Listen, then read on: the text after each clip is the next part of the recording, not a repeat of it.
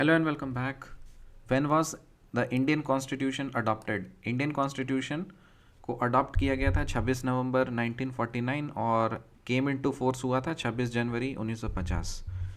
Features of Indian constitution, of course जो preamble में लिखा हुआ है सब कुछ, ये सब तो हमें कॉमन सेंस से पता है। पार्लियामेंट्री फॉर्म ऑफ गवर्नमेंट है, separation of powers, fundamental rights, secularism, federalism, blah blah, सब कुछ ही है इसमें। फेडरलिज्म का मतलब क्या होता है? Federalism is a system of government in which the power is divided between a central authority and the various constituent units of the country.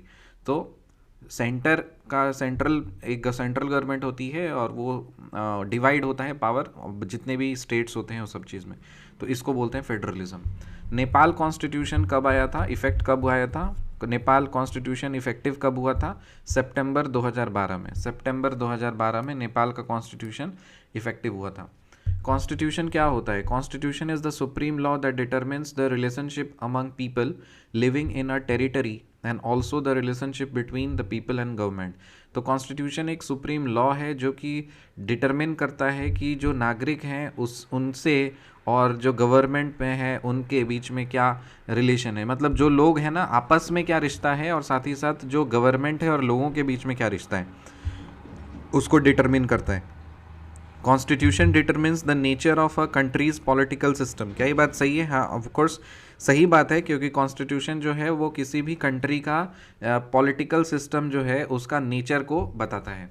Secularism का मतलब क्या है? Secularism is an ideology that says religion should not be involve with the ordinary social and political activities of a country. Social secularism मतलब ये होता है कि एक ऐसा आइडियोलॉजी है जिसमें ये बताता है कि कोई भी सोशल या पॉलिटिकल एक्टिविटी अगर है किसी भी देश में, उसमें धर्म को, रिलीजन को नहीं लेके आना चाहिए।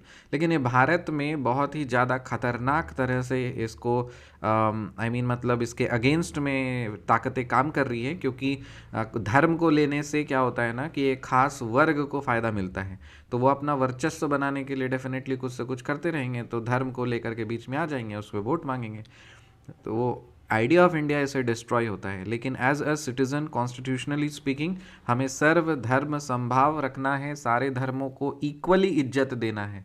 ये नहीं कि एक धर्म का झंडा उड़ा करके कर दिए, बाकी सबको हम लोग डिमीन कर रहे हैं, बदतमीज़ी कर रहे हैं और गाली वाली दे रहे हैं, वैसा नहीं होना चाहिए। तो इसका अगर वैसा हो रहा है तो इसका मतलब गुंडे राज कर रहे हैं, उनको सत्ता से भगाना ज़रूरी है।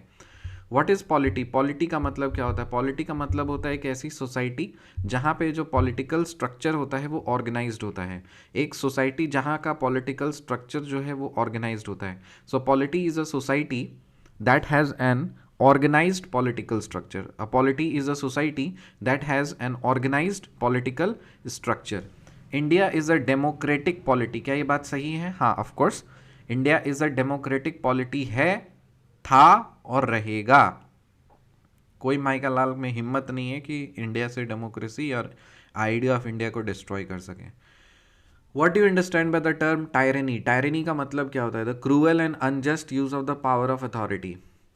पावर और अथॉरिटी अगर किसी के पास आ जाती है तो उसका वो क्रूअल और अनजस्ट यूज़ करना शुरू कर देता है, रादर हम बोल सकते हैं पावर का मिसयूज़ करना शुरू कर देता है। ठीक है। Who is known as the father of Indian constitution? Doctor Bhimrao Ambedkar.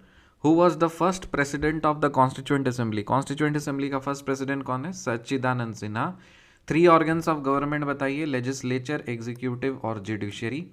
Legislature का काम क्या है? ये काम है लॉज बनाना या लॉज को अमेंड करना। एग्जीक्यूटिव का काम है लॉज को इम्प्लीमेंट करना, और जुडिशरी का काम है कि लॉज सही तरह से फंक्शन कर रहे हैं या नहीं कर रहे हैं, कौन सा लॉ फेयर है, अनफेयर है, और राइट्स के, सिटीजन्स के राइट्स को अपहोल्ड करना। तो काफ़ी बेसिक सारे क्वेश्चंस हैं ये। अभी हम लोग कहाँ पहुँचे हैं? एनसीईआरटी क्लास 8 में पहुँचे हैं। रिकैप कर लेते हैं फटाफट। When was the Indian constitution adopted? 26 नवंबर 1949, और इफेक्टिव फोर्स में कब आया? 26 जनवरी 1950। Features of Indian constitution: parliamentary form, separation of power, fundamental right, secularism, federalism. Federalism is a system of government in which the power is divided between a central authority and various constituent units of the country. Nepal constitution कब effective हुआ? सितंबर 2012 में। Constitution एक supreme law होता है जो कि determine करता है लोगों के आपसी रिश्तों को, किसी भी एक टेरिटरी में जो रहते हैं उसके, साथ ही साथ जो गवर्नमेंट है और लोगों के बीच का रिश्ता को। कॉन्स्टिट्यूशन डिटरमिन करता है कंट्री का पॉलिटिकल सिस्टम का नेचर। सेक्युलरिज्म एक आइडियोलॉजी है जहाँ पे बताता है कि जो रिलीजन है वो इन्वॉल्व नहीं होना चाहिए किसी भी पॉलिटिकल या सोशल एक्टिविटी में। पॉलिटी एक ऐसा सोसाइटी है जहाँ पे पॉलिटिकल स्ट्रक्चर ऑर्गेनाइज्ड होता है। इंडिया एक डेमोक्रेटिक पॉलिटी है। टायरनी का मतलब होता है cruel and unjust use of power और authority. Father of Indian constitution doctor Bhimrao Ambedkar. First president of constituent assembly doctor Sachchidanand Sinha. 3 organs of government, legislature, executive, judiciary. Function of legislature कि making और amending laws, function of executive implementing laws frame by the legislature, और judiciary का काम है कि fair laws को overlook करना और साथ ही साथ उसके फंक्शनिंग को चेक करना कि सही में प्रॉपरली वर्क कर रहा है कि नहीं कर रहा, और साथ ही साथ जो राइट्स हैं सिटीजन्स के उसको अपहोल्ड करना और न्याय देना। मिलते हैं आपसे अगली वीडियो में, तब तक के लिए बाय।